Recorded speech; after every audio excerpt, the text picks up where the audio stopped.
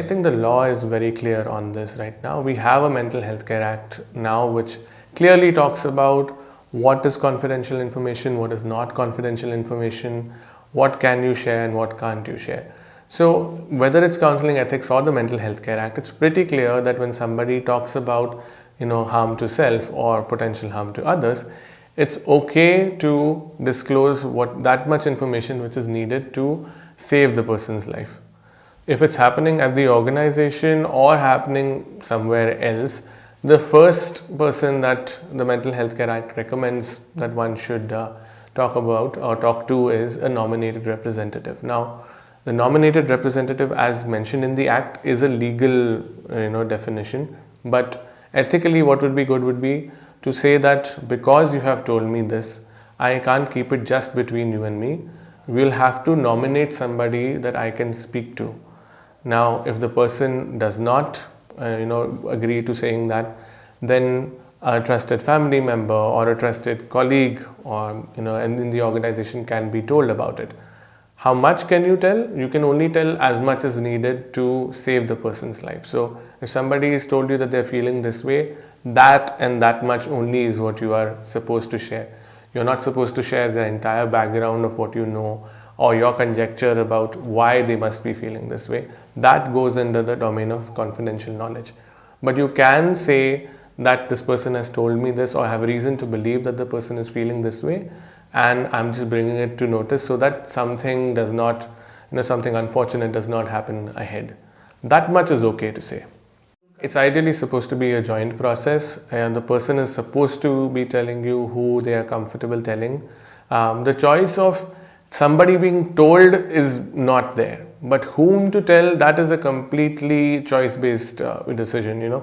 You can decide to tell a friend and not a family member. You can decide to tell a family member and not your spouse. You can decide to tell a colleague and nobody else, or you can decide to tell your family but not your organization. It's depending on the person's wish that who comes to know about it. And as far as possible, it should be collaborative. But if you feel that you may not have the time to get that consent from the person, an informed breach can be made. An informed breach is basically telling the person that, look, this is something which I'm really concerned about your safety, and there is nobody else at this point in time who I think can be helpful, so I am going to have to tell somebody. So even if it's a breach, the best thing to do would be an informed breach, but that should be used as a last resort. As far as possible, collaborate with the person, and not using a language of fear, saying that now you have to tell me somebody. The explanation has to be pretty clear that one person alone can't be of help. I need you to tell me somebody who can reach you immediately in case of crisis. I may not be able to be the person to do that. You and I as colleagues may not be the closest, which is why perhaps one chooses to tell me and not somebody else. But in a situation where I'm in a crisis, I may not be able to get this person right there at that time. So generally, when I explain to a client that here I need a emergency contact from your side, I'm saying very clearly that this is a person who will be able to reach you immediately. I'm not saying that this has to be the person you trust the most. I'm not saying this has to be your best friend.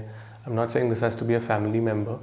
I'm explaining very clearly that the sole purpose of this person is somebody who can reach you in person immediately and help you tide through that time where you might be feeling extremely vulnerable. So as far as possible, this is an answer that the person themselves can give.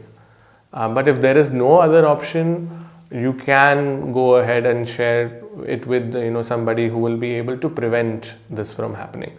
So if it's at the workplace, somebody senior at the workplace who can intervene and have a conversation can be done.